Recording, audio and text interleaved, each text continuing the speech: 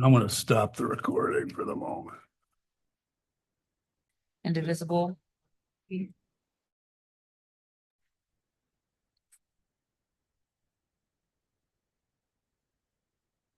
we have Trustee Davies, the Delaware County Chief of Staff, going to speak in the role of Harlem Township's strategic planning process. Sorry, shortly.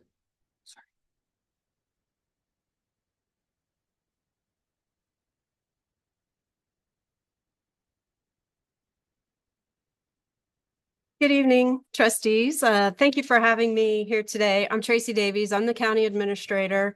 I've had the opportunity to work with Trustee Trainer as well as some previous trustees, Matt Yeager, Jerry Paul in the past, and looking forward to working with each of you. I also get the chance to work with Chief O'Brien quite regularly too. Always appreciate the partnership with your fire team. I've been a resident of Genoa Township for about the past 23 years. I'm originally from Columbus. I have been with Delaware County now for about 3 years. Before joining Delaware County, I worked for the city of Columbus. I was the public utilities director. Before that, I was the public service director at the city of Columbus. And before that, the building and zoning director for the city of Columbus. I've also worked at several municipalities around central Ohio. I understand that you are kicking off the next phase of your strategic planning process for your townships. I know Capital Crossroad Community Planning, Holly continues those efforts. Just want to commend you all on the first phase that was completed. We thought it was a really good product and a great basis to start with, and we're super happy to hear that you're moving on to the next phase of strategic planning. The county is happy to help in that process. Should you want us to participate, however you would like us to participate, we're ready, willing, and able to do that. Also want to make sure you're aware we have an economic development office that's able to assist you. Currently, we have Dana McDaniel, who's the former Dublin city manager. He's with Management Advisory Group. We have him under contract. He's providing all things economic development to the county. We also have the Montrose Group under contract. They also provide economic development assistance. You are a part of Delaware County, and so we're here to help you with any of those needs that you may have. You just have to let us know how we can be helpful to you. I know Tiffany Megg, our Director of Regional Sewer, has attended trustees meetings. She continues to work with you on sanitary sewer. As you are well aware, the county has an exclusive contract with the city of Columbus to serve a large portion of Harlem Township through the Columbus trunk sewer, which should come online sometime in 2026 if that does not change. The county has an RFP out for design services right now to continue that trunk sewer into your township. We will be looking for input from the trustees on where you would like to see that trunk sewer go. We will be negotiating with the engineering firm, whoever we select. That'll probably go into the April-May timeframe. So then we would be looking for feedback from all of you. We'll also be looking to you for feedback on where you see development happening, if you see development happening, so that we can plan our resources accordingly. We also, at the county, continue to work on our infrastructure needs, particularly related to development. Those include roadway needs. You all know our county engineer, Chris Bowserman. He's working closely with ODOT along with Licking County on issues, particularly issues related to Intel, making sure that the county roads are prepared for that. We also continue to work on sewer and with our partners at Delco Water. The good news about some of the delays related to the Intel project is it buys communities time. You know, now they're talking about not having the first fab open till 27, 28 at the earliest. That gives communities the time to develop plans, build partnerships, work with other entities, including other townships, municipalities, other counties, and developers. As you know, communication with your neighbors is so important, and we're happy to help facilitate anything in that arena should you need any assistance. We continue to build our partnerships at the county. Recently, if you were not aware, Licking County hired their first county administrator. He's on board now. He and I have been meeting on a regular basis, and we'll continue to build that partnership between our counties. The other thing I wanted to mention, just in full disclosure, While I was at the City of Columbus as Public Utilities Director, I was heavily involved with the discussions with Intel, particularly related to water and sewer. I also worked closely with the other key directors in the City of Columbus on annexation. Now, I've been gone from the City of Columbus for 3 years, but I can tell you, when I was at the City of Columbus, the annexation policy changed radically over the last few years. And there was no intention at that time, I still communicate with Columbus, to do mass annexation anywhere into Delaware County. Columbus has their own challenges that they need to work on, and they aren't looking to continue to annex into other communities in a large base. So I just wanted to give you a quick overview, say hello, let you know we're here, ready, able to assist however you would like us to, and answer any questions you may have.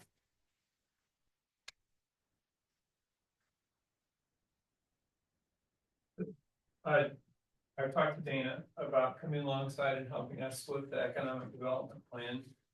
Of course, that's going to take a good commitment of time on his part. And you just kind of give perspective on kind of the county's opinion about time commitment and balance in a Sure. particular township, utilizing one of your employees to come alongside us. Yeah, obviously working with our townships, whether it's townships, municipalities, villages, whoever we're helping serve. It's on an as-need basis. We don't force our services upon anyone. So when it comes to economic development, particularly, we kind of have to take it by a case-by-case basis. Dana is available and able to do work. We're currently trying to transition our economic development contracts. Little technicality on how we pay it now. We have an RFP out for services now.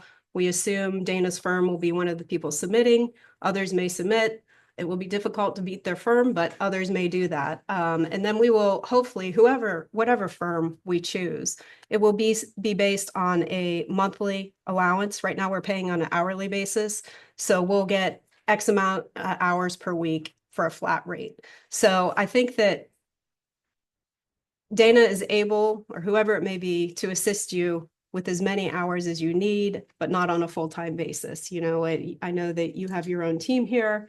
We're happy to help however we can. I can't say it's 10 hours a week, 20 hours a week, but it will be based on whatever your request is, and we'll do our best to accommodate it.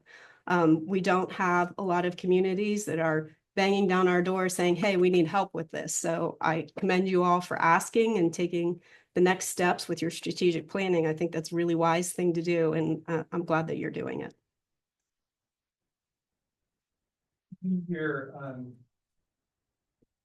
conversations in regard to Sunbury with growth and annexation. We'll talk about Galena in the same sentence. And of course, Harlem, one of the things we want to preserve is our geographical integrity. Sure. And our identity, our autonomy. Mm-hmm. And so can you comment a little bit to what those kind of perceived threats might be, and how as a township we might mitigate those? Sure. Particularly related to Sunbury and Galena.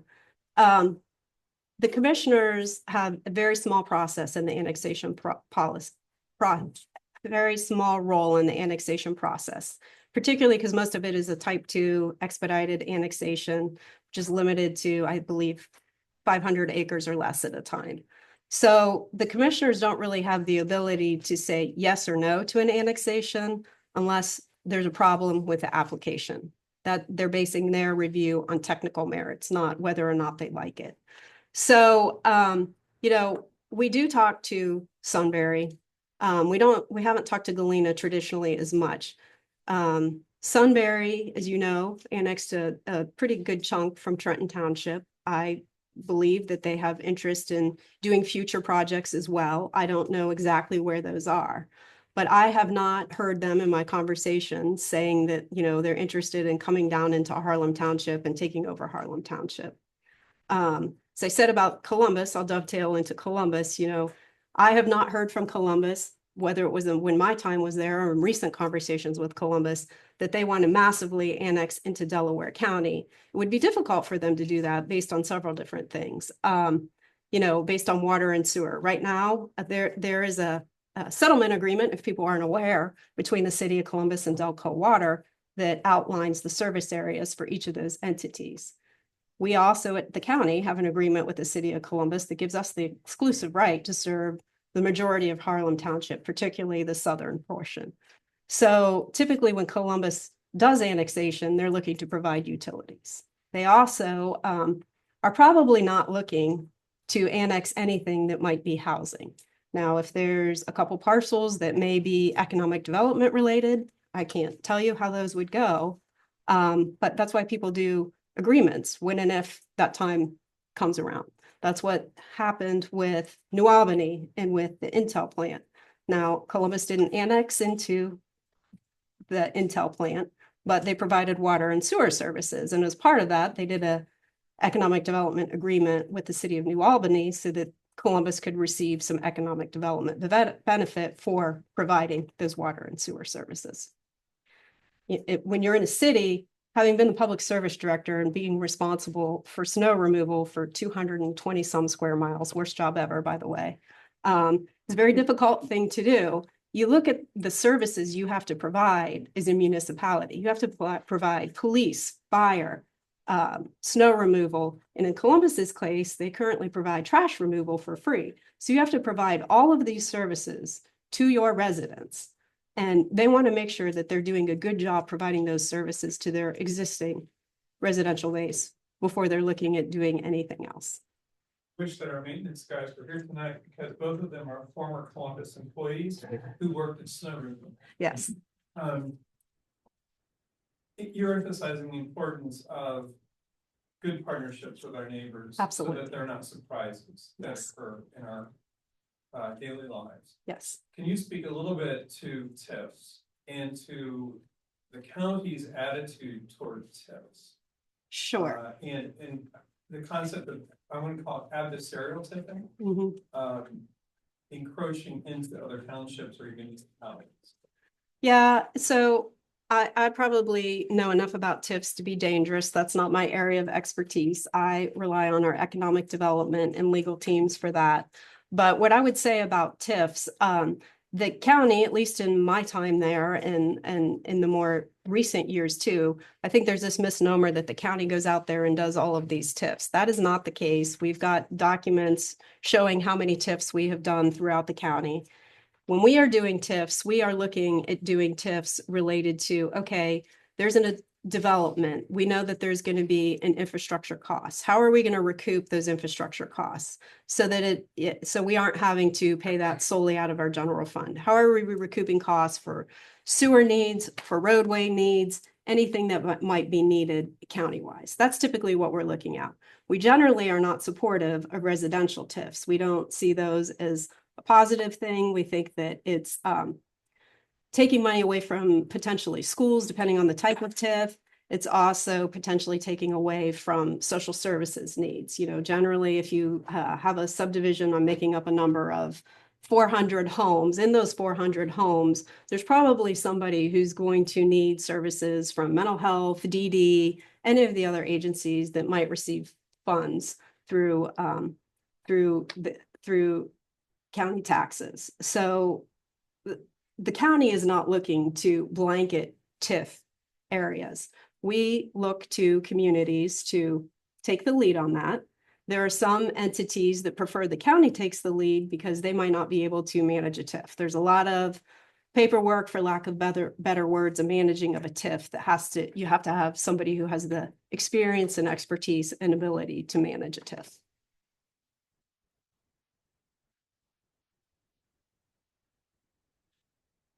Tracy, Jim Steelsmith, Economic Development. How are you? We talked on the phone. Yes. I have read the newer Delaware County economic plan.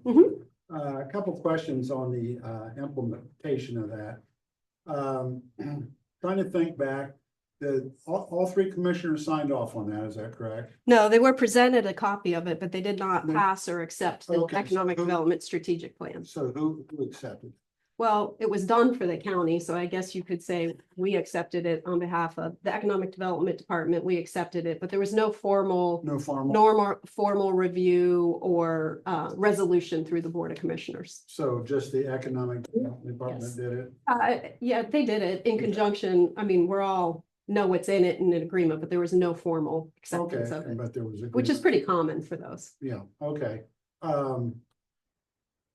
All right, well, there were some things in there that was sort of questionable as to why it was done. That's why I was trying to decide if the commissioners had, endorsed it or signed off on it. Well, I think they're supportive of it. And, I know that many townships who participated in it all were invited to come to the economic development strategic planning process.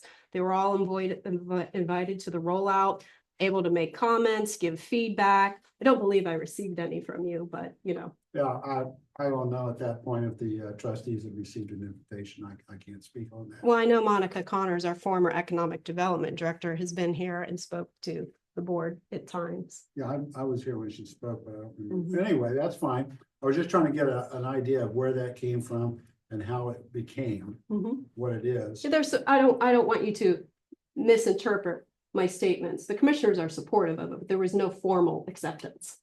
Okay. And normally speaking, so there's no misunderstanding, when somebody comes to the county usually isn't the one that institutes the TIF. It would be like a developer or the township or something that would ask them. Depends. Yeah, usually you don't just go out and do one on your own. No, No. it would have to be based on a need. Yeah, or somebody. There would be a requests it. need to do a TIF Yeah. unless there was a need. Right, okay, I appreciate you clearing that up, thank Mhm. you. Any other questions? Thank you. Thank you. Thank you. Thanks for having me. At this time, we'll recess the business portion. We have a hearing to conduct, for the approval of application HTC 24-011, the amending the zoning articles 4, 5, 6, 10, that's me here, 18, 20, and 21. Move.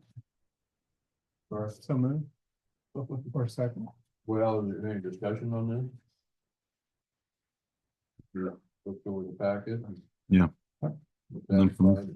I know the zoning commission worked 2 years with the regional planning and Scott Sanders. At many hours meeting. I will say this hearing was, received the 18th, and was advertised the 21st in the Delaware Gazette. And there are other modes of advertising for public, notification. Are there any questions on the article that we're amending? If not, I'll accept that resolution. Second. Roll call vote, please. Jackson, Aye. Holiday, Aye. Motion carried. Amendments are approved. Okay, our next hearing is at 7:30. That's to do with the overlay district, item 36. We'll reconvene the meeting. Please, officer. appropriation status of ledger reports year to date was emailed to you guys and they're online. So it's the cash summary by fund report. Approval of 25 voucher and warrant payment listings, starting with warrant number 13771 through warrant number 13785. Voucher number 4-2025 through voucher 5-2025. Total amount $67,373.62. Motion approved. So move. Second. All in favor, aye? Aye. Aye. Motion carried.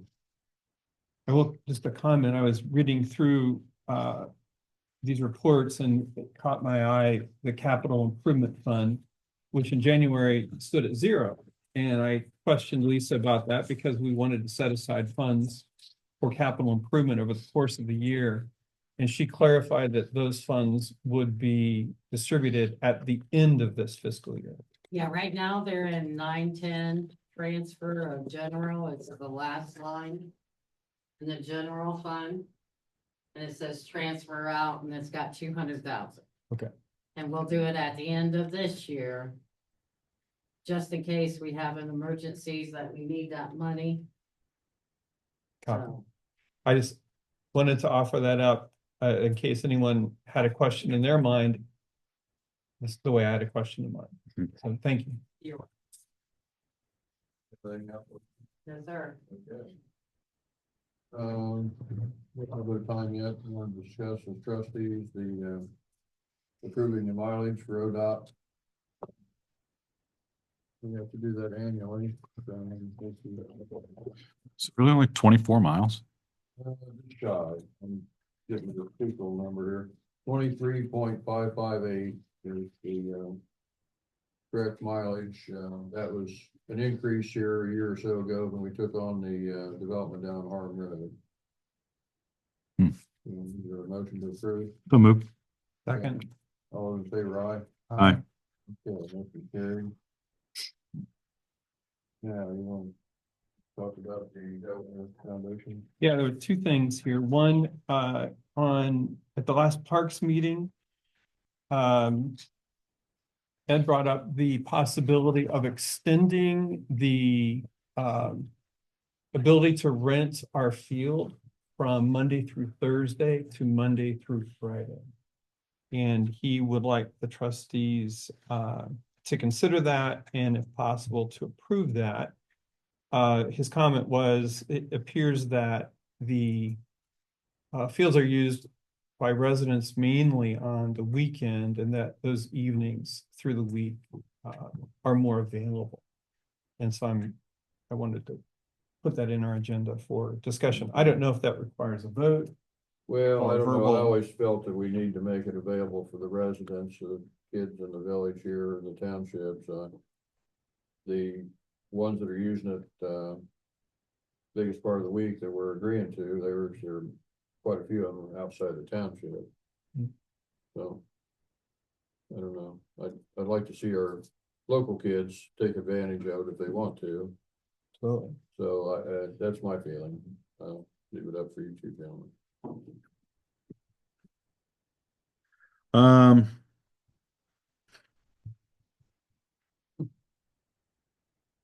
I think it's valid points both directions. I guess I wonder, to your point, Dave, like if we're leaving that ball field available for local kids, is it a local,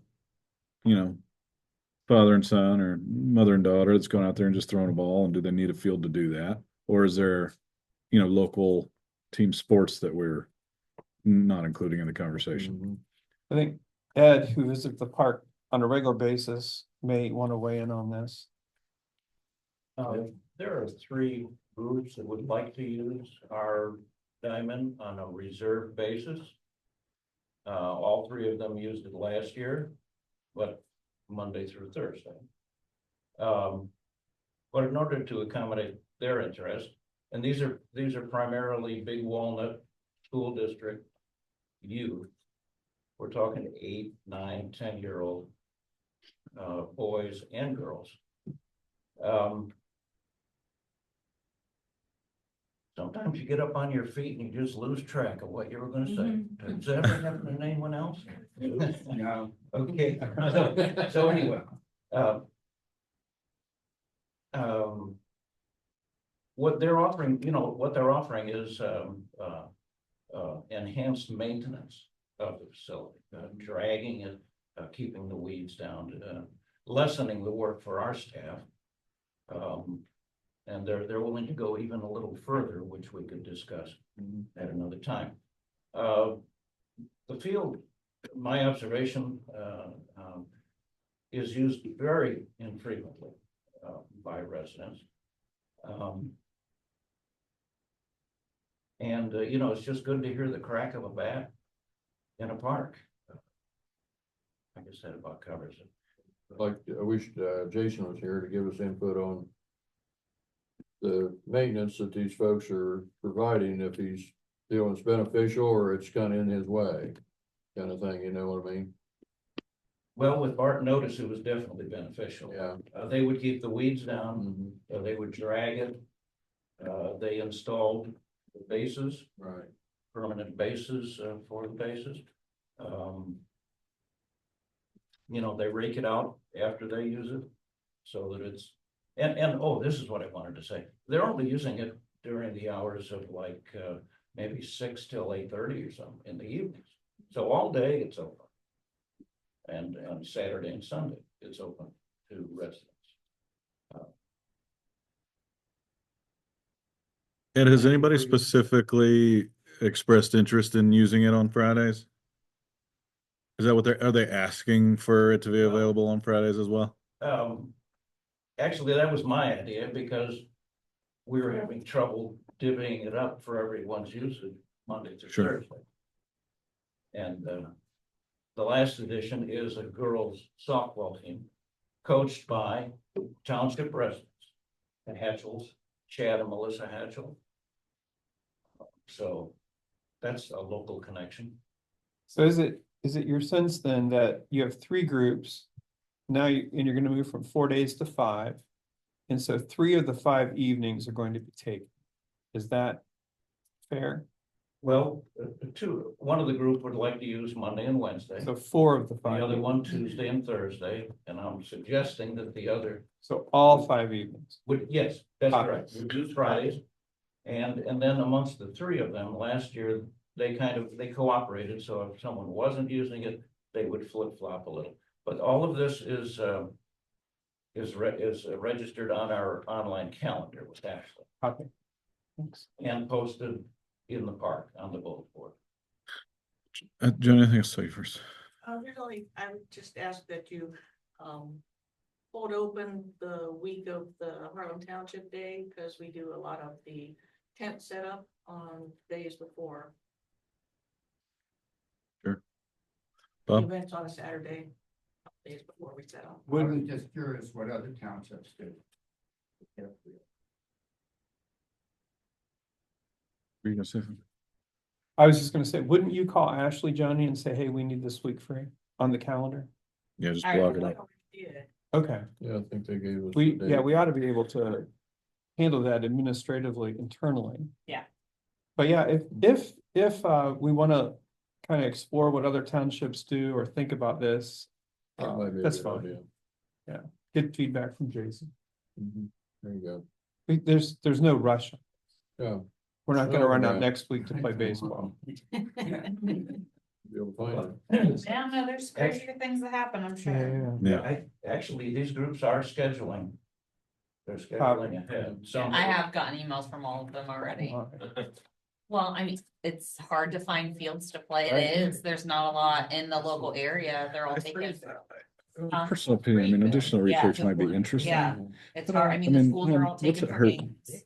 to open it Galena up, only like, has. I to think, the point, one right? of Like, one anytime my field, son and I that's go pretty there, much I don't booked. see anybody else in the field. You know, So, the kids there's wanna use the not field. much space. That's a lot of There's field. like- Not play catch, just use the field. I would be, There's a lot I of think I free would field, support there's just not. opening I it feel up. like I mean, the whole some point of having the fields have diamonds for pretty kids to much taken play. them I out. agree with And then the only ones that you can really go to that are Having big are people like there. Berliner, Bush, those are just so far. I'm not taking my Yeah. 8 or 10-year-old an hour. Yeah, away to- we we're just talking, I mean, we can look into it some more, but I don't see any reason not to Okay. approve the additional usage. I mean, the whole point of having a baseball diamond is to let people Yeah, I'd play. be, like you said, I'd be interested in what other townships do, if they just I think they took- let whoever uses it or whatever. Well, and then if it becomes such a point where the scheduling of folks outside the township is Mhm. a hindrance on those of the township, then we can do something about it then. But in the Okay. meantime, I would just say, rather than kick the can, let's let the kids play ball. It's a big comment, I feel. Does that require a on motion? that too. I think we need to remember, it's not just a baseball diamond. Yeah. We can do it either What do way, you- we can agree. You talking about the park in general? That's kind of Yeah. what John and I I were think talking. before we go ahead and say, let's take up 5 days a week for nothing but baseball out there from the hours of 6 to 8. Just one of those people are getting off work trying to run around the park, walk around the park, walk the kids around the park, do all that. We need to remember, it's not, I think we need to have some more discussion on this. Yeah, Valid. we didn't have any issues last year or the year before that I'm aware of with errant baseballs. knocking people off their feet. These are young kids. These are 8, 9, 10-year-olds. No one said they were knocking them off So- their feet, but you got little kids running around down there. Talking about the guy that lives right behind that ball diamond and uses Okay. that ball diamond a lot with his grandkids and his sons. And so I know what Well, I goes would on say, there I down mean, there. if we need to push it to next month, then, maybe we can try to ask some of Okay, the we folks have if some they do. discussion. I don't Yeah, I'm not saying- know off the top of my head any other townships that have a ball diamond in a municipal area like that. I mean, I know that the Big Walnut Baseball Association, I mean, they play behind Big Walnut. Yeah. So I mean, those are kind of dedicated usage. It's not also a I think, park. Oxford or Brown. They have a playground back of their building. Or near, so that might be a possibility. Okay, 7:30 is time for our second hearing. Recess the business meeting again and call to order the hearing. This is, HTZC 24-10, the amendment to the zoning article 36. This is the overlay for the Trenton Road area. Ollie, are you gonna kind of enlighten us on this a little bit? So this is a proposed mixed service business residential district. It's proposed along the south side of Trenton Road. And goes to 605 and then slightly to the east of 605. It allows for a mixture of small commercial business, neighborhood business type uses, along with residential development. The residential development that's allowed in it would be similar to the clustered residential that you have seen in the past with the clustered residential overlay district, kind of in the middle area of the township, north of the mixed use along Fancher. The commercial uses that are permitted are limited to the first 1,000 feet from Trenton Road. The intent is not to allow commercial uses throughout the area, but just along that main corridor there. The thought process that was presented to me was that with Sunbury annexing down towards Trenton Road, that it would be beneficial to have commercial uses along that border to service the more industrial type uses that are being proposed in Trenton Town or Sunbury through those annexations. So this has gone through the zoning commission and had a public hearing and was recommended for approval and sent to you for public hearing and consideration for adoption tonight. Are there any concerns regional had to speak of?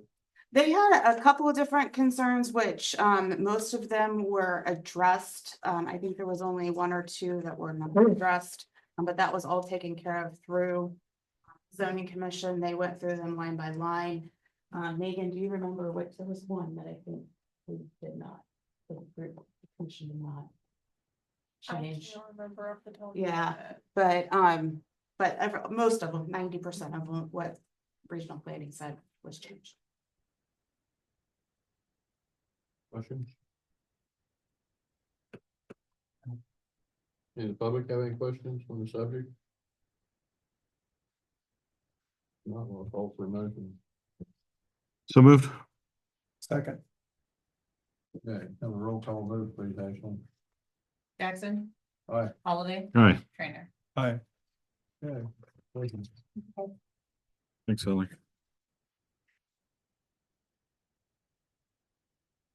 I'm sorry. Delaware County. Yeah. In the last Parks Committee meeting, we were discussing the ability of residents to be able to donate items, for example, to the park. So in this case, we were discussing a park bench that would cost a few $1,000s, $2,500 or so. And if someone wanted to donate that to the township, how how could we facilitate that donation and they receive a tax benefit from that? It would be very cumbersome for the township to start a 501c3 organization. But there is an organization called the Delaware County Foundation that exists to take that very burden off of townships. I talked to the CEO of the Delaware County Foundation, and he works with other townships within Delaware County. For example, some of you may be familiar with the large Veterans Memorial that cost several $100,000. That was Berkshire Township. I can't quite remember the township that it's in. Sunbury, yeah. They facilitated that. They facilitated the growth of the administrative building in Brown Township, for example. And the way this would work is the township, for a minimum yearly fee of $250, would establish at least one account with the Delaware County Foundation. Let's say we call it the park account. And then if someone wanted to donate money, they would be referred to the Delaware County Foundation. The Delaware County Foundation would receive those funds. They would keep those funds.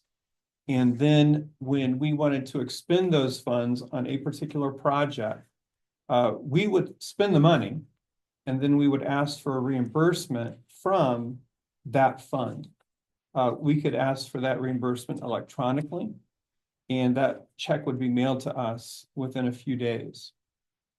The $250 fee is deducted automatically from whatever amount is in the fund. If the fund goes above 1.5, if 1.5% of the fund is greater than $250, then we pay whatever that 1.5% is. Usually, he said, you've got smaller funds that aren't ballooning into a large amount of money. And he even said, to be frank, if you had 2 or 3 funds, there's a very strong likelihood we're going to have a conversation and I'm going to charge you the yearly $250 fee. But they do everything they can to make sure the township is not encumbered administratively. And I know we don't want to burden Lisa with more administrivia. And I believe that a relationship with the Delaware County Foundation would facilitate philanthropic gifts to the township in a way that benefits the residents, but also doesn't burden us. And so I want to toss that on the table for the trustees to consider a resolution for Harlem Township to join the Delaware County Foundation. Now, this is, the administrative fee is $250 annually or per item? Annually. Okay, see, is that how you recall it, Lisa? They said 250 or 1.5%. Yeah, is it whichever is greater or? Yeah, once you get above 250, then you're going to pay a larger amount. So you're gonna pay 250 plus that 1 point. No, you're going to pay the 1.5%. Okay, so they're gonna deduct that 250 that you've already paid. That's correct. Okay. Yeah. Yeah. It's not a trick question. I had to think about it for a second. Trying to get you there. Yeah. Okay, well, Those funds, if they're accumulated then? Or is what kind of legalities come into? Is it all coming down to the trustees to make the decision of what the money's gonna be? No, and this spent is for? very important that a resident, typically they give funds for a specific purpose. Okay, And we should not have the power to then move that purpose or change that purpose. And so you can have separate funds that maintain that purpose, the integrity of that purpose. And my understanding is that's typically how that it's administered, that you would have more than one fund if required. Does the foundation have some lawyers that get involved in that then? I'm sure they have legal representation. They do have legal. I would assume, it's an assumption on my part, that a foundation like that is going to have legal counsel. And I have a personal connection with some monies that went through the foundation. I do not know a lot of the specifics, but it was money that went to the Delaware County Foundation. And I know for a fact that there was some major problems of the monies that were dispersed and used and was not totally how it should have been spelled out in the usage of that money. You feel they lack transparency? I'm sorry? You feel they lack transparency, or that the monies were No, used? no. It was that person that made the donation is now deceased. But there was some family involved that all the I's did not get dotted and the T's crossed in the usage of those monies. And it came to be a very, very disheartening situation for the family that was left behind. And we're talking a large amount of money. So that's I mean, and it's personal because it is some extended family of how it was handled. So I might interject, the money was used for the purpose it was supposed to be, but the wishes of the family was not completely accounted for. But it has since been rectified, but it wasn't by the way of the Delaware Foundation. It was resolved, but not with the help of them. Copy. So do they get who audits this company? I don't know. Now, here, this may be helpful. I asked the guy's CEO, his name's Chris Baker, and I asked him to come to a trustee meeting. The earliest one he can get to is March. And so if it would be better for us to have a conversation with Chris and be able to talk to him about things like this and answer questions about auditing and legal counsel, et cetera. and is there a possibility that if there are some township residents that want to make a donation that it's not for a specific thing of the township? I mean, like if there's a collection, I mean, say Jane and Harry, for his two different families, have $1,000 or 2,500 that they want to donate to see for the good, would they have to get together? I think you're asking, could there be a general fund that the trustees can use with discretion? Is that what you're asking? That, or, far as if they're in agreement of something specific Right. that they want to, to be used, because I think, there's definitely people in the township that want to do good for the township, and so, I'm not totally opposed to it, but I think there's definitely some questions to be answered on it. Copy, yeah. So the point there would be, citizens would need to donate via a 501(c) in order to deduct it from the taxes. Right. Correct, yeah. And And it's $250 total or per account, I guess was my question. It's per account Until you hit, technically, until but- 1.5% of your balance is higher than $250. So you're Yes. talking $17,000. yes. And so so if you have $5,000, it's $6,250 a quarter, Mhm, for example. mhm. So that, you're not, it's gonna take a while to break that barrier. Because the only other alternative though is we'd form our own 501(c)(3) for Harlem Township. And I don't think that our fiscal officer would be thrilled about Yeah, her face doesn't look like she'd be thrilled. Yeah. But it. That's, they kind of, foundations like this exist to take that burden off of us. Sure. That's, yeah, I get it. I don't know whether there's, I mean, the Civic Association, for instance, I believe is 501(c)(3), and I don't know. Four. Huh? Oh, four. 501(c)(4). What about HGH? HGH is, but we will not do this anymore. We did it a couple of times, we got burned on it. And Where we're not people gonna- gave money and you just purchased it?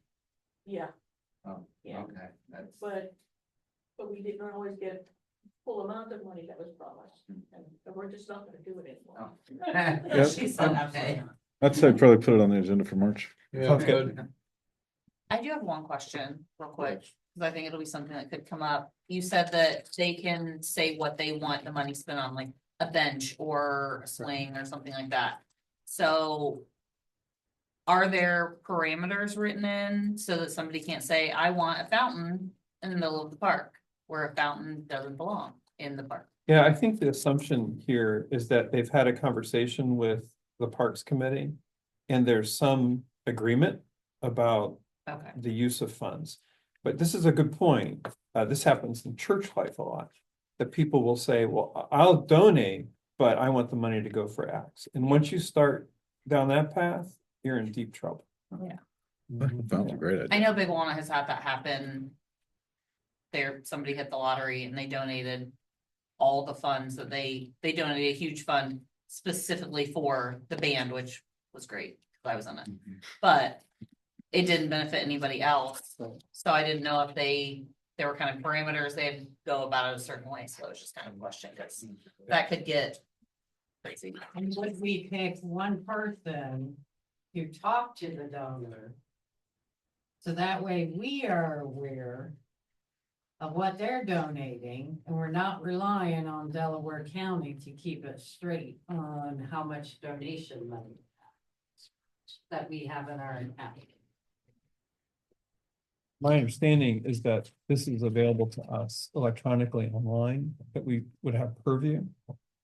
But I agree that having accountability with the Delaware County Foundation is very important. And just like we monitor the parks or the roads, or that a trustee should take responsibility.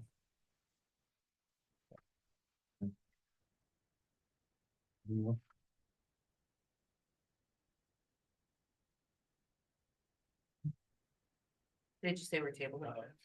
Yeah, till March.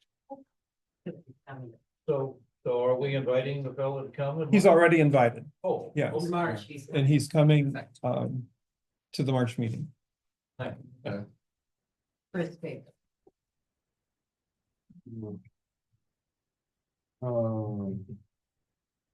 Jim?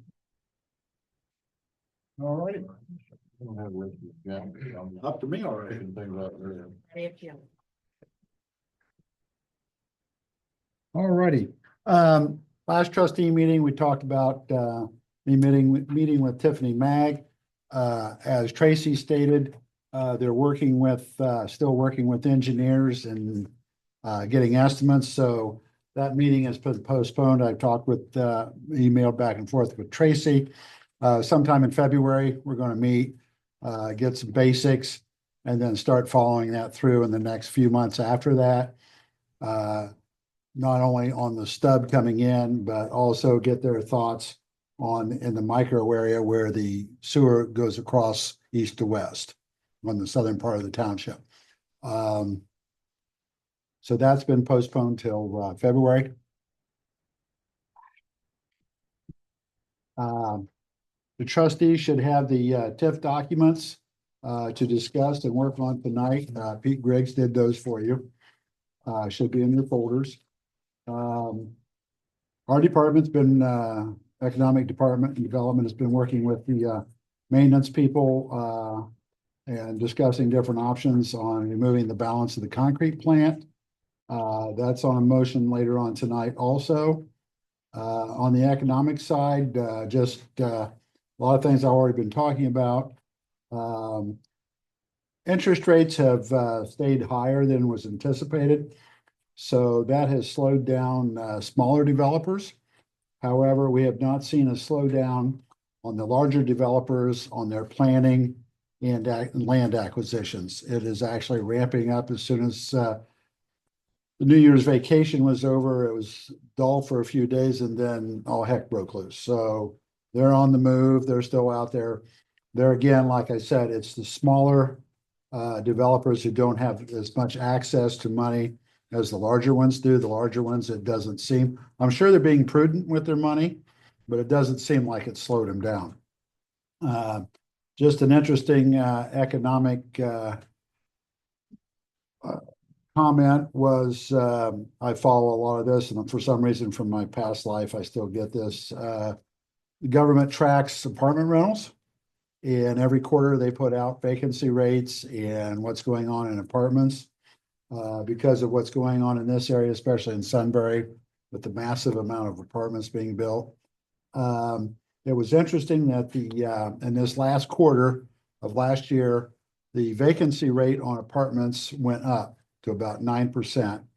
And that was caused by the high-end apartments. In other words, everybody seems to be wanting to build higher-end apartments. They're starting to meet some resistance. And the developers are going to have to take note of that because they're having to back off and give incentives to move in.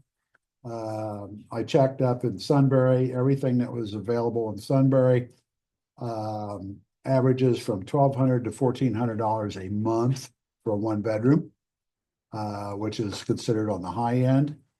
And normal, like in the north end of Columbus, we're not talking about deep end, but nice, you get nice one bedrooms for about 800, 850 in Columbus.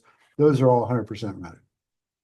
So what we're noticing in Sunbury is they may have overextended themselves on the high end stuff. It's yet to be determined, but right now they're having problems. One complex is giving away three months of free rent just to get you in. So they're having problems on those higher ends. So just thought that was interesting, especially when people are tracking, the cost of this type of thing. You get a young family who wants to go out and start their lives or get a job, get an apartment. This is expensive for them. And I think there'll be either things are going to have to change or something's going to have to happen, but it is starting to show up. There are parts of the country in the report that stated that there are areas that they're up as high as 18% vacancy. Even though there's a housing shortage, it's the cost. It's the cost. It's not that they don't want one. It's just they can't afford them. And these higher end being built have been overbuilt. Just thought that was interesting, especially what was going on in Sunbury. Any questions? All righty. Thank you. Okay. A couple of comments here, not directly to Jim, but just in regard to strategic planning in general. Was able to meet with Holly and Angela from Crowd Communications, as well as Lindsay from our comm group, to talk about our initial strategic planning meeting, which we have decided to move from January the 25th to February the 8th. And the reason we're making that move is because the ability to get the newsletter out in a timely fashion so that people have some warning about when this meeting is going to occur and they can put it on their calendars. I think we're kind of pushing a window too narrowly there. So we thought we wanted to open it up a little bit. We also shortened the meeting from 4 hours to 2, recognizing that most residents won't be too excited about spending 4 hours on a Saturday talking about strategic planning, but they may be more willing to talk for 2. That 8th is what day of the week? That is a Saturday. Okay. So The morning, there is a pancake breakfast at 8:30 to 10:30. So we have moved it to 1 o'clock or 1300 on Saturday to 3 p.m. in the afternoon.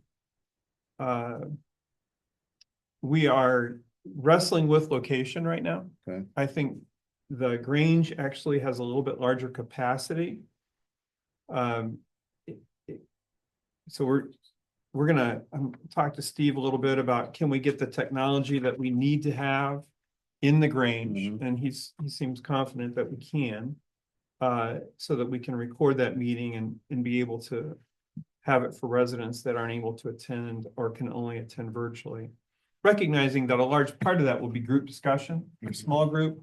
So if you're watching that live, it could be less than exciting.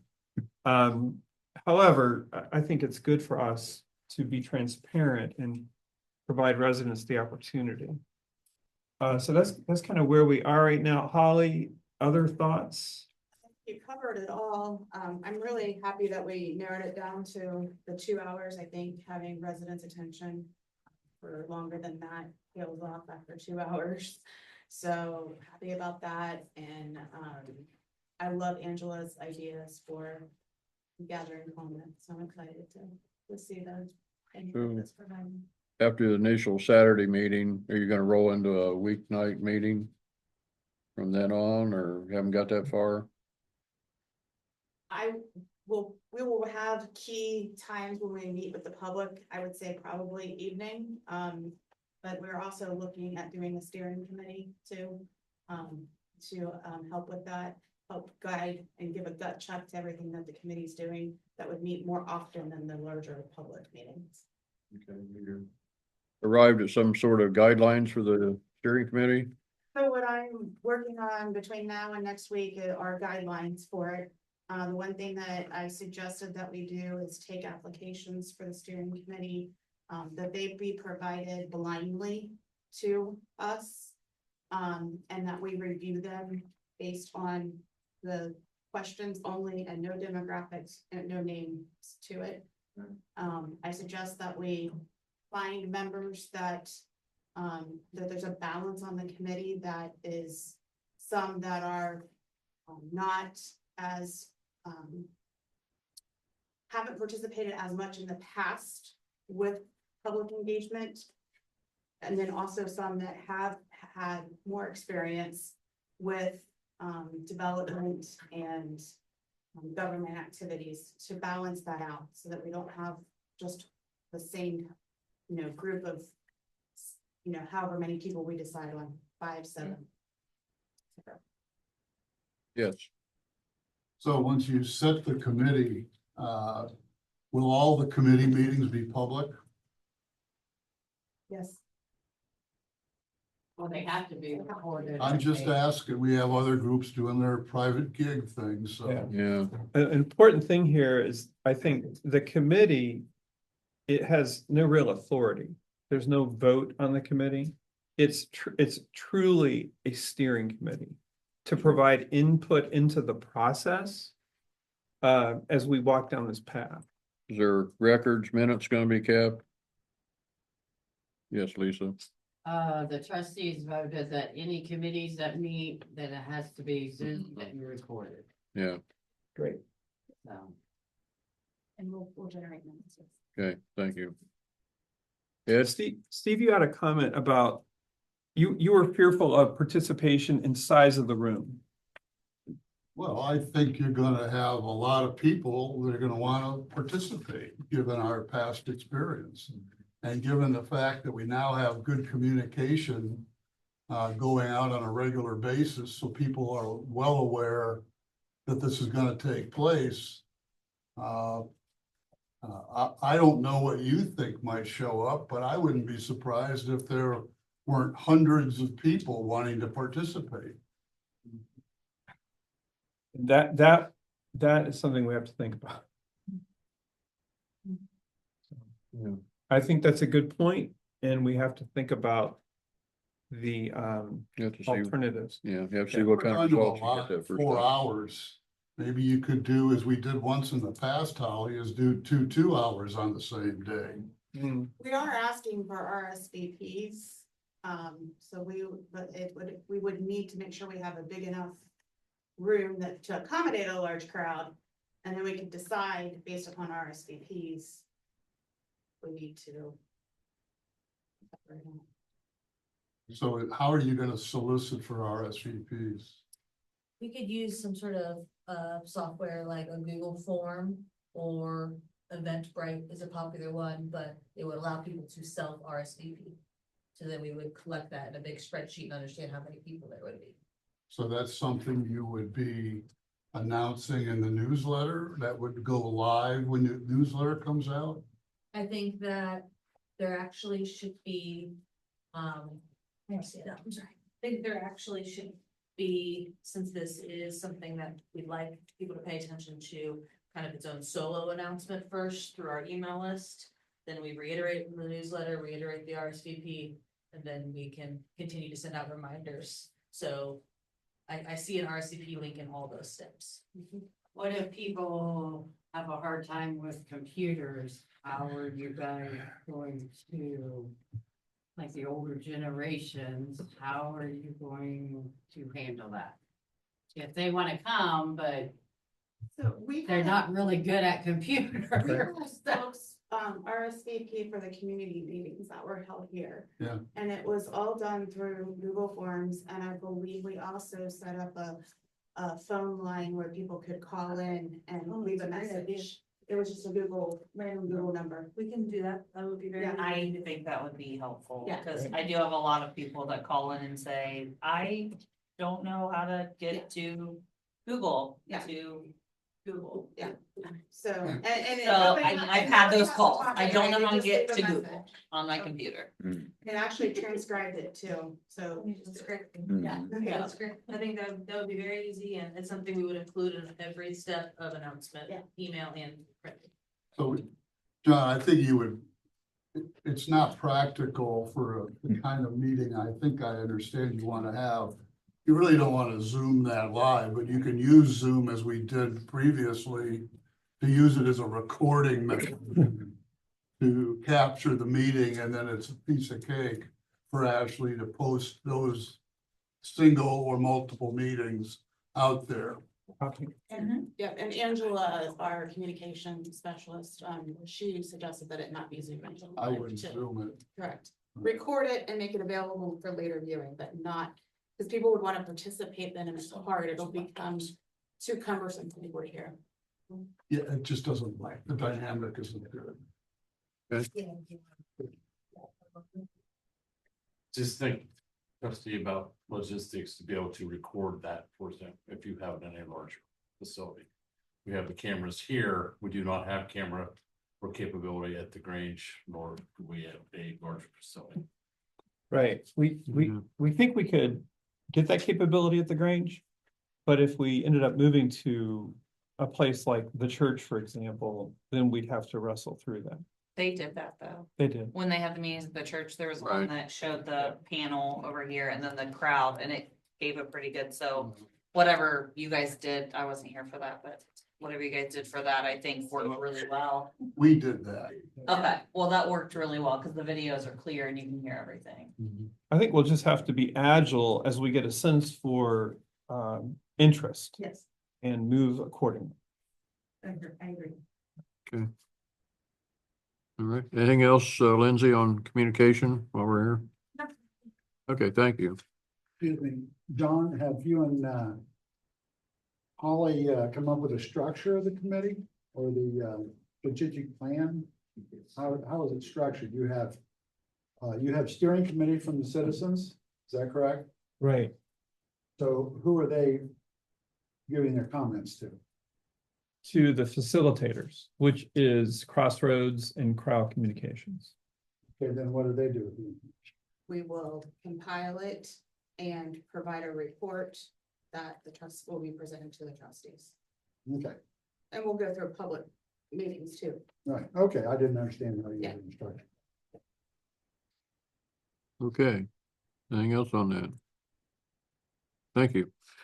I'm gonna move on. We got some items here. I don't know, gentlemen, you saw the email about the approval of the Delaware, Knox, Marion, Morrow Joint Solid Waste District.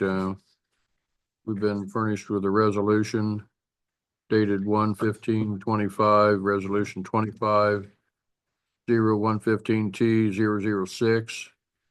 It's in regard to, they hadn't done this in a number of years.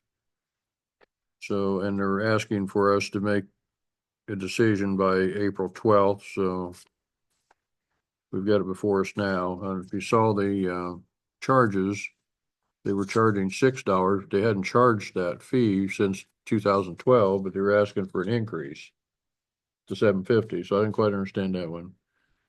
But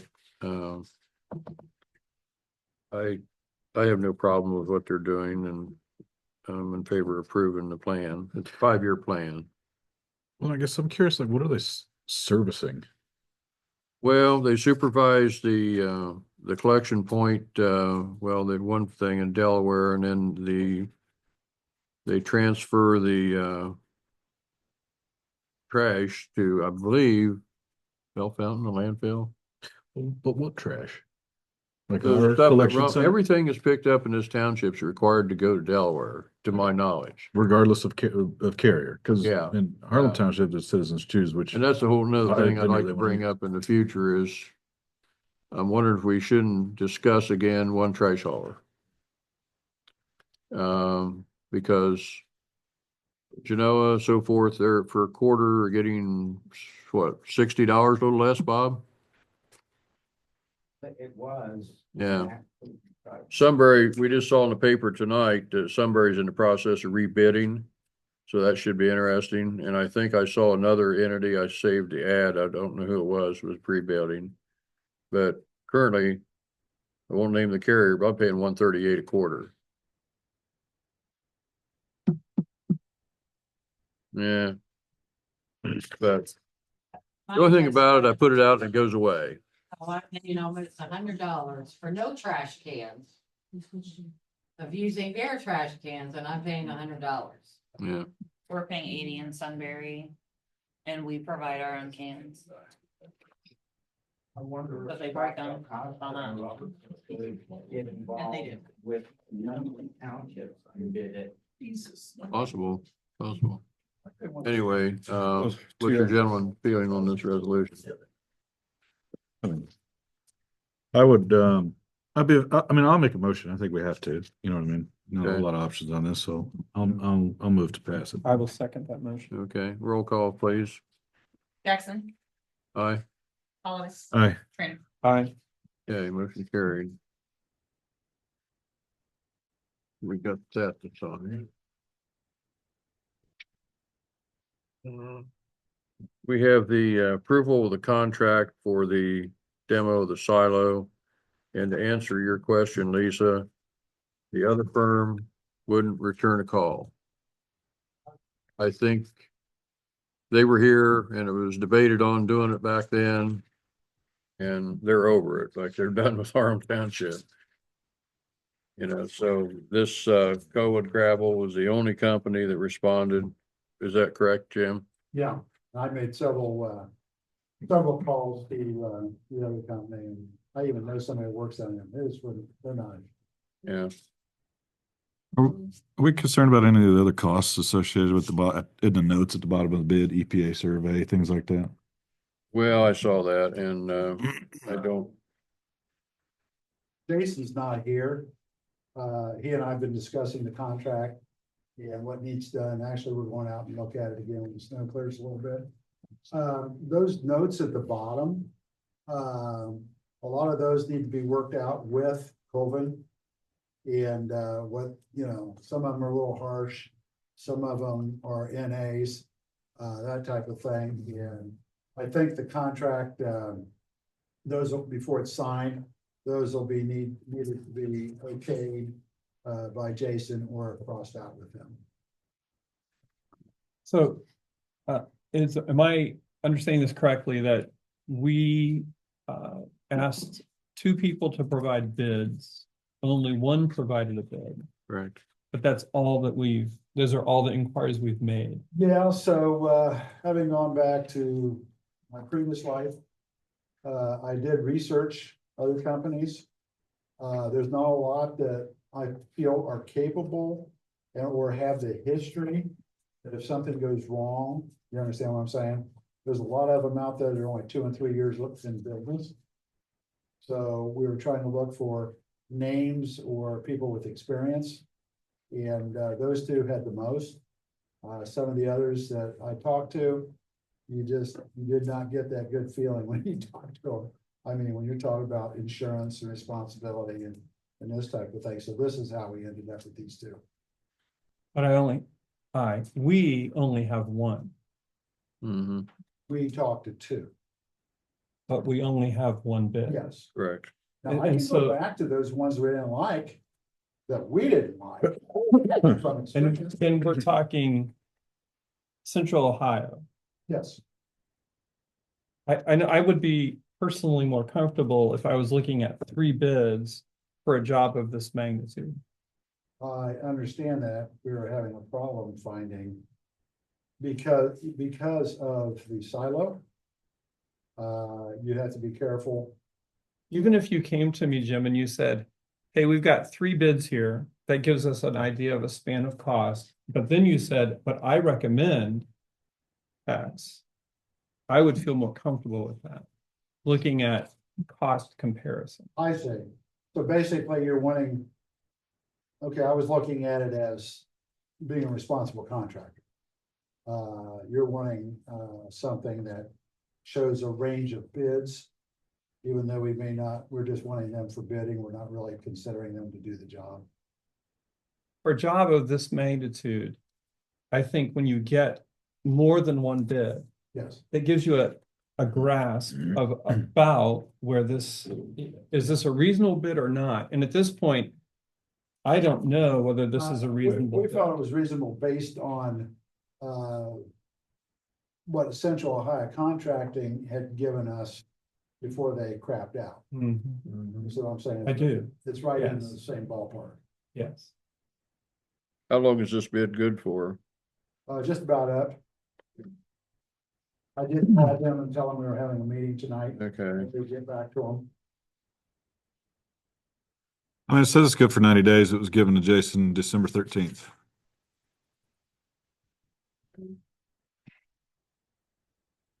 you got at least one, maybe two that you didn't want to consider, you might. You get a bid. Call. I mean, like I said, some of them I talked to, you didn't get a good feeling. They didn't have the equipment. They were gonna have to go rent the equipment to take it down. They didn't have it, it was not part of their. It was not an easy. How's Jason? Has he got a plan to store the 57s? I don't know if he's got a plan to store. He wants to save them. I know, yeah, That's the gravel. correct, yeah.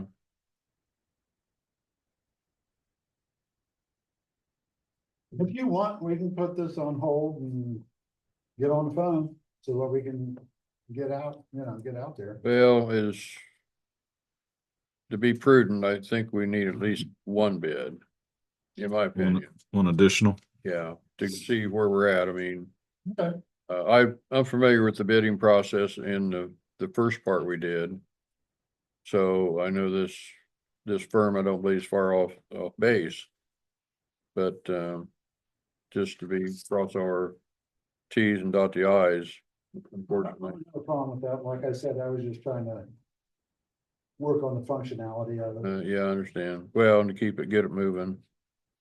Cause, Jason was too. Some of these guys talked yeah, about. well, Jason and Chief both gave us their report on the integrity of that steel gate and so forth on that. I can, for the trustees' request, I'm more than happy to give it Okay. to Jason. And we'll get some other bids. I appreciate it. Thank you. Okay. We'll table May that. may I ask what work we're looking to be done on the old concrete plant? Demo the silo and the pad out behind the fence. We'll pump the septic, it's along the alleyway and collapse it. And there's some stumps and so forth on the north side and level the dirt hill. Try to get it, Say remove the silo and the surrounding concrete. yeah. Thank you.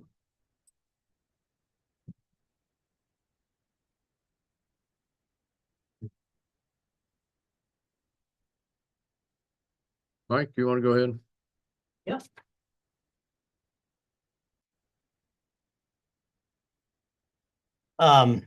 So far, well, for the year, we've only got 4 permits right now, and interestingly enough, 2 of those are swimming pools. You can figure that out. Want to get a head start. Yeah. Christmas Yeah. vacation. Cheaper this time of year. Yeah, exactly. That must be. Right now, we're currently tracking 10 code enforcement violations. I got rid of 2 from the last month's meeting. They cleaned them up and we got rid of those. 4 of them are business and residential areas. We have 2 commercial businesses right now that are operating in residential area. Both of them are on Center Village Road. I know you guys know which one they are. They both have dates set with the zoning commission to pursue their plans to rectify it. That would be the Neff and the Kaposia, the dump truck and the one across the street. We've got Rocket Man that is down on Fancher Road. He was moving to Columbus, but he's since canceled that contract with Columbus due to the excessive cost that he was running into. And he's changed his plan. They've employed Joe Place, and he came in today and sat down with us. And we met with them to discuss. He's going to probably, well, his plan is to reduce what he's doing there to something that falls under the expanded home occupation variance. And then I think he's looking at buying a property up in Trenton. So that'll end up going through the BZA to fix that. We also have another landscape business that's working with the health department for a septic tank issue. They built that structure as agricultural, and I went out and met with the guy and told him that it's not agricultural. Everything he's doing there doesn't fall under the agricultural exemption. And now he's working with his land to move his landscape equipment to another site in New Albany. And I talked with the health department the other day and verified with her that it is not an agricultural building. So she has got some other issues she's got to take up with him, and she's going to let me know about what those are and what comes of them. We have 5 nuisance properties still out there for junk cars, discarded debris and trash. We still have 3 of them that are cleaning up. We also still have 1 property that's in probate, and we picked up another one that I got a complaint on. And that property is also, there's no owner. It's the same situation. Somebody passed away and it's not changed hands yet. So it doesn't have any owner either right now. So we're going to have to wait and see what happens with that. The storage business is working to get some of the things that the zoning commission said that they wanted them to do. I know they're getting a bathroom put in when I last talked to them, and they're going to come in and probably ask again for the request from the zoning commission that they need. Ivy Ridge did remove their signs. Now they just have artwork hanging in their sign areas until they can come in and work with the BZA to get whether they can or can't get their variance request. Do have another interesting request. Somebody called in to request a pet crematorium out in the residential areas which that's not something that I believe they can do under home occupation. They have to have the same kind of licensing that a human being's crematorium would be. So that's probably going to go nowhere for them, but I guided them to where they needed to go. And right now, the BZA doesn't have a lot going on, but I know, I told you guys that Jacobus withdrew his application. That's all. Okay, what's your read on any refund or whatever from Jacobus? Well, I think we told him, I believe the zoning commission, and Joni, maybe you remember this, didn't you guys say half of his application fee? I believe that's what Mike said. Something like that. Yeah, and I know that the BZA said that too. I believe they were looking at half of those. You need a motion to authorize that? I could have sworn we Well, already yeah, did. you're gonna need a little bit more information, like of zoning, so that way when I do a Okay. refund, then I can have that compiled into an email and attached to the stub. So 2 years down the road, when an auditor says, "Would you give a refund for?" I gotta have more than just the name. I gotta have reasons why we gave a refund. Is it possible to I'm sorry. If you want that from me, is that what you need, something from me? Yeah, if you guys are gonna do a refund, Mike, so that way I can have it on paper and have the information. So the auditor, when they question in 2 years, I'll know it'll say exactly why we refund. Well, how about I do the write-up for that and I send it to you three? You guys can send it to her, or you can send it back to me and say, it's good to go, Mike, and I'll send it to her, whichever way you guys want to do it. Okay. What do you think? Sounds good. Or just CC me on it and everybody will reply back to you. Can you do that? No. No. No. no, That's no. why I said, I'll email each one of you. You tell me what you want to do. I'll be the Individual. middleman and I'll go back to Lisa. Okay, that sounds good. I'm good. I have an assumption on that. I just think it was getting to be too much of a hassle with everything that was going on. So. Okay. Maintenance, the only thing I know is, the guy's been working hard on the snow removal. And I didn't get a email or text from Jason, so the Kenworth is down at Cummins. The mechanic did what he could do, and he didn't have the unlock to get into the ECM. And the lady at Cummins told Jason this afternoon she was preparing an estimate. That didn't sound good. So tune in later on that one. He's proposed a approval for a commercial driveway permit. I assume he did some legwork and saw that, driveway permits for commercial, he's proposing a fee of $200, which will include 2 inspections. So we have some discussion or motion to approve that. No discussion on mine. So moved. Second, Second. all those in favor, aye. Aye. Motion carried. That's all I know on his part. Administrative offices, Ashley, you got anything? Okay. Parks, Dave, you're up.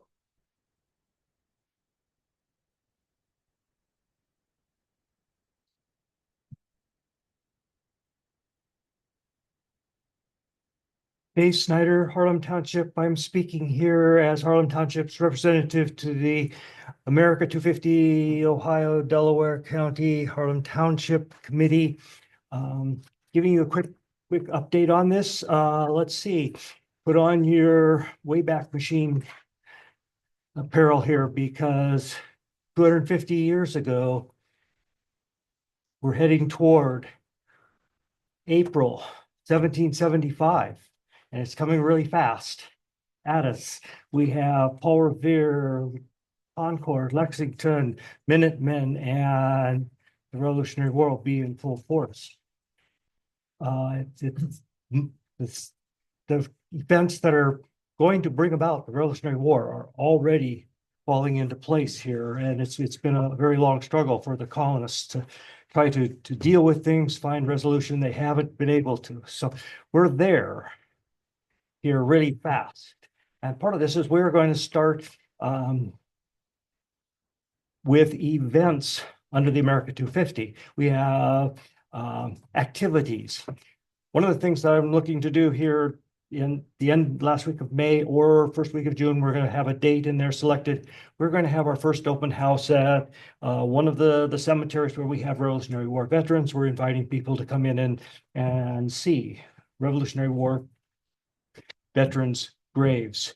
That's a really powerful message for people to be able to touch a headstone that's 200 years old and know that person that's buried there fought in the Revolutionary War. It really helps people connect. So we're working very fast toward that.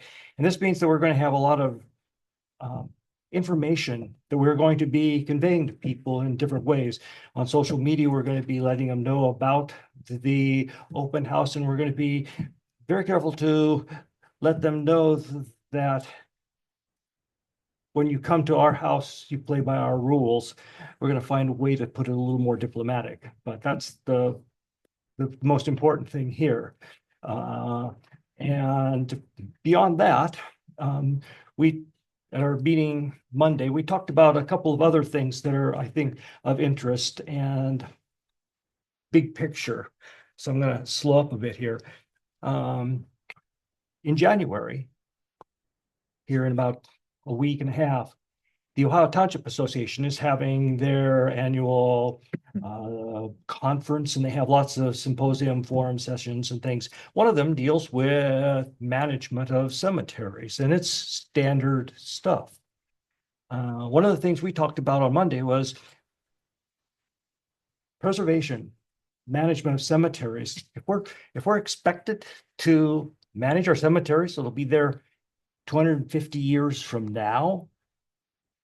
Right now, township trustees have some feeling that there's a bit of a mandate that they're to help manage these things, but it's, in my view, it's one of these unfunded mandates. Is this going to continue? I mean, really, it's really astounding. It's amazing how much care township trustees give to cemeteries, given the lack of resources available to do that. I think we want to have some serious conversation here over the next several years, beginning in January 2027, and really get after what is it that township trustees need if we're going to be able to manage the cemeteries that will extend out 250 more years. So that's my little update for you. Thank you. Thank you. Okay, fire? Nothing, sir. Nothing. Wow. All right. But yeah, here you are. But yeah, here I am now. You're a good man. We did have a significant house fire yesterday on 37. I'm glad it was I'm sorry for the residents, but I'm glad it was yesterday and not next week. Would be worse, but it was one of those, we got a lot of new people, got a lot of great experience because that's one of the toughest fires you can have on a cold windy day. But Mutual Way was great. Our folks performed outstandingly as always. Okay. I think NBC 4 had some impressive photos. Oh, it was impressive. Yeah, yeah. And I have to say, I saw before I left yesterday, the hard work that they were putting in cleaning up from it after, washing the trucks from top to bottom. Washing the hose. Scrubbing the hose all the way through the bays. I mean, I walked back there a few different times and they were sweating, cleaning up from that fire. So even after the fire, they were working really hard. Okay. I'll be very, very proud. I've told you guys, hopefully my last hurrah, but I couldn't be any more proud of this group that I'm leading. The service they give this community, and it's just, these are some amazing folks, and it's a great last stop. I give credit to your leadership too. Thank you. Thank you. Thank you. Okay, we're gonna wrap up with some zoning stuff here. Township will not be meeting with Delaware County Sewer Department until the 1st of February. At that point, the engineers will have a chance to study the area and give us more informed answer. That brings us to the TIFs for, I wanted to make a comment there. There is a meeting with the sewer the 208. folks, yeah, that Okay, they requested a trustee to attend, Okay. and was that the 23rd? Thursday. Yeah, okay. and I said to Tiffany, I'm more than happy to attend that. To represent the township. Okay, that's fine. Yeah. So they asked for one person from each township in the email. Yeah. So, I mean, let us know how it goes. I shall. All right. On that note, did you? Right, that's So- the, Whether you could take someone else. On that note, did all three of you trustees read the email that was sent from you from the EPA regarding Galena? yeah. Yeah, it did. Yeah, last I heard, they're waiting for the governor to sign Okay. And now we have the TIF letters for Big Walnut and for Johnstown and Monroe to pass a resolution to sign or not? Do we have any discussion on? This is for the northeast industrial area, 37 county line, that part of the world. Mhm. If there's no discussion, I'll make a motion to approve. Oh, sorry, go ahead, Lisa. Go for it. Tracy, just tonight said that you needed a dedicated and experienced person to handle all the paperwork for TIF. So who's dedicated and experienced? Well, that's That what can we got. manage the TIF. That's what we got Pete for, and we're far from collecting any money, and when we do, we'll probably, am I right about this, Jim? Nope. Hire an outside source to, Yeah. Administer the Actually funds. Firms that do that, right, and the collection of the money and the distribution and the paying of the bills. Then there'll be a board, right, a TIF board for that particular TIF. no, you're, Board. Well, No, it's no. not like the JED. It's not like the JED. Okay. No. okay. But it's outsourced. Can you speak to the administrative tail? Yeah, so there would be a DT that's filed, and then every year there has to be a tax incentive review committee, which is handled through the Delaware County Auditor's Office. They'll call that meeting to order, and then that's reviewed. This is an annual review of that, but it's not an actual board that you appoint in the township board. What is the real burden on the township? That doesn't seem too significant to me. It isn't, it's more on the auditor's side because they have to collect the taxes and distribute the funds. Is that satisfactory, Lisa? Yeah, I just wanted to make sure that we weren't gonna get knee deep in this and then nobody had a clue how to handle a TIF after it's already been voted out. So I was a fiscal officer for a short period of time, and in my township, we had a TIF. And we had two TIFs, and we got a separate allocation for it, and then I had to wait. Right, I understand the fiscal side of it, I just don't understand the rest of the paperwork that needs to be Yeah, done with. that would all be done by Pete and through the Okay. Turk. Yeah, I understand my side of it, of how to put it in UAN, and it's a special fund, but I didn't understand the rest of the TIF. Yeah. So So just, I wanted to make sure we did not get knee deep in something that nobody knew anything about. right, and so it sounds like there will be some additional administrative costs to the township from a law firm. That's paid So by the just TIF. that we're aware of this. It's Yeah, paid by the TIF. great. You know, The resolution of the letters is 14-day notice. Do we need to establish the meeting to consider and vote upon in 14 days?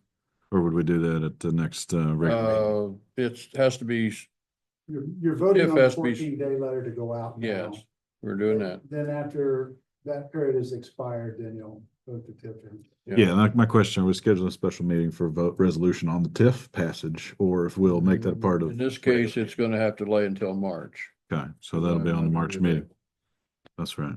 So, okay, so you're not really doing a 14-day letter then? Yes, Yes, we are. yes, that's what I want to do tonight. Okay, so then are you gonna do another 14-day letter to the schools? Because the last time This is for the schools. you guys did a TIF and they were not notified that the date was changed. We took care of that with them. Yeah, Yeah, but what I'm saying though, cause this says February the 19th, but you say you're doing a 14-day letter. But then you say on this, take notice on February the 19th. The school letter, so I'm kind of confused. So you don't, it's a minimum 14 days, but if the letter is referencing a February meeting. Well, yeah, and that's my question. So it looks like March that's the 19th. problem. Yeah, that's The letters will need to be amended to reference the March 19th regular meeting. Then Dave's not gonna be here. He'll be here for the March 19th. meeting. He'll be at- Can we Good catch. change this? Sure. This evening? What is the March meeting? What date? 3/19. It's the 19th also? Yeah, February's plenty. Okay. Any other discussion on that? I'll make a motion to send notice to BOEs, Big Walnut and Johnstown Monroe Local School, a minimum 14-day notice that the Harlem Township Board Trustees will consider and vote upon a resolution on March 19th, with that amendment being made to the letters. And I named Dave Jackson to sign on behalf of the trustees. We have a second. A second. Okay, roll call vote, please. Jackson, Aye. Holiday, Aye. Trainer. Aye. Motion carried. So the 14-day notice has been approved for both school boards, Big Walnut and Johnstown Monroe. Ready. What else we got left, guys? I think we trudged through it all. I don't have any call for exec tonight. John, do you? No, hope not. Yep. Let's see, we did the road thing, so we're good. And there's gonna be an email, I'm backing up on the roads a little bit, or got a call from Doug Riedel, and the county is working with AEP. He's gonna be sending the trustees email here in the near future that loops in the township as far as Harlem and Trenton on the construction of the power line. I think they're just naming highways where they're gonna be crossing with equipment, putting mats down and so forth.